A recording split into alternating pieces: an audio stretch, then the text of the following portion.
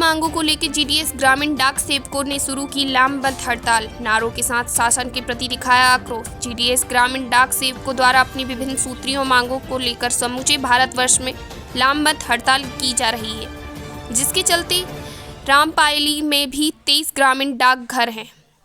33 कर्मचारी द्वारा लामबंद हड़ताल जारी है।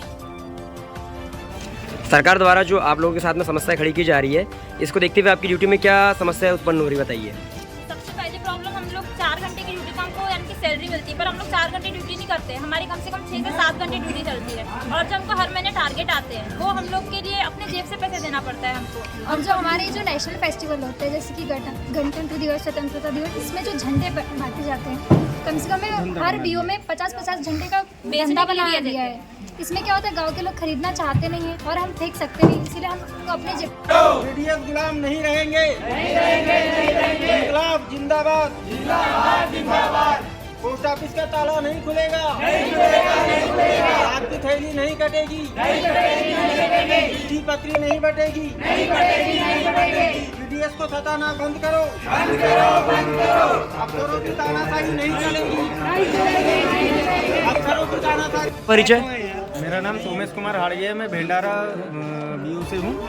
आज जो आपके कर्मचारियों द्वारा जो हड़ताल रखी गई है, इसके संबंध में कुछ जानकारी दीजिए। ये हड़ताल ऑल इंडिया लेवल पे चल रही है, अनिश्चितकालीन हड़ताल। हमारी मांगे आर्टिकल 30 को हटाना है, पहली चीज़ तो ये है ना। दूसरी चीज़ जो हमारी जो पेंशन अभी लागू नहीं हुई है, हम अभी कर्मचारी परमानेंट नहीं है, हमको 4 घंटे के तनख्वाह मिल रही है और काम 8 घंटे का हो रहा है। दूसरी चीज़ जो हमारे जीडीए भाई लोग हैं, रिटायर होने के बाद भी इनको क्या है 2-2.5 लाख रुपए ग्रेजुएटी मिल जाती है, उसके बाद में कुछ नहीं, मतलब इनके बाद में फिर ज़िंदगी ख़त्म इनकी। तो आपकी मांग राज्य सरकार से है कि केंद्र सरकार से? केंद्र सरकार से हम लोग। और पेंशन लागू नहीं है, चिकित्सा व्यवस्था नहीं है, और बहुत सारी व्यवस्था नहीं है। जैसे हमारे को क्या है, जैसे कभी एक हफ्ते में लॉगिन डे आ जाता है कि बोले इतना टारगेट है, कि बोले इतना हमको बीमा करना है और इतना हमको खाते खोलना है। अब कस्टमर अगर नहीं मिला तो हमारे जेब से पैसा भरना पड़ता है। दूसरी चीज़ ये भी एक मुद्दा उठ रहा है कि अफसर लोग आवाज़ उठा रहे हैं कि जो जिसको 1 साल या 2 साल हुआ है वो हड़ताल में शामिल नहीं होंगे।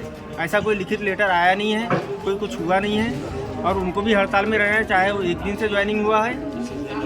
किसी से डरने की ज़रूरत नहीं है हमको, जब तक एकता नहीं दिखाएंगे तब तक हमारा कुछ नहीं होगा। और हम अपने हक की लड़ाई लड़ रहे हैं। पहले से पोस्ट ऑफिस अंग्रेजों का गुलाम रहा है और अभी भी गुलाम है। जैसे नारे लगा के आपके द्वारा कि अगर मांग पूरी नहीं होती है, हाँ, तो पोस्ट ऑफिस के ताले बंद रहेंगे। पोस्ट ऑफिस के ताले बंद रहेंगे। आज कैसे खुला है फिर? ये यशो का है, ये जो परमानेंट है।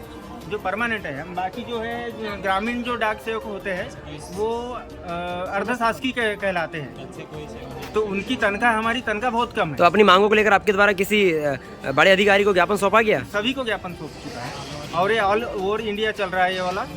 और जैसे वेतन का देखा जाए तो वेतन हमको बहुत कम मिलता है, उससे कुछ नहीं होता हमारा, और टारगेट की वजह से हमारा जेब खाली ऑलरेडी। महोदय, आपका परिचय?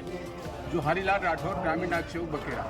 आज आपके ऑफिस के कर्मचारियों द्वारा जो हड़ताल की गई है, ये किस संबंध में की गई है और क्या मांगे आपकी सरकार से? ये हमारी मांगे, हम 30 साल 32 साल से नौकरी किए जा रहे हैं, हमें मतलब बहुत कम वेतन मिल रहा है और न पेंशन की व्यवस्था है। हम ग्राम में रहने के बाद न हमको ग्राम की कोई शासकीय योजनाओं का लाभ मिलता है। ऊपर से निर्देश आते हैं कि मतलब शासकीय नौकरी में हो आपको कोई लाभ नहीं दिया जाएगा, और हम पूरी दिन सेवा करने के बाद हमको अंतिम में कोई पेंशन वेंशन की कोई व्यवस्था नहीं है। उसके बाद हमारे बाल बच्चों को पेट पालना बहुत मुश्किल हो जाएगा। तो हड़ताल अनिश्चितकालीन रहेगी कि कुछ समय बाद खत्म कर दी जाएगी? नहीं, अभी अनिश्चित। जब तक हमारी मांगे पूरी नहीं होगी तब तक अनिश्चित। हमारा यूनियन जब तक संघर्ष करेगा हम उनके साथ रहेंगे।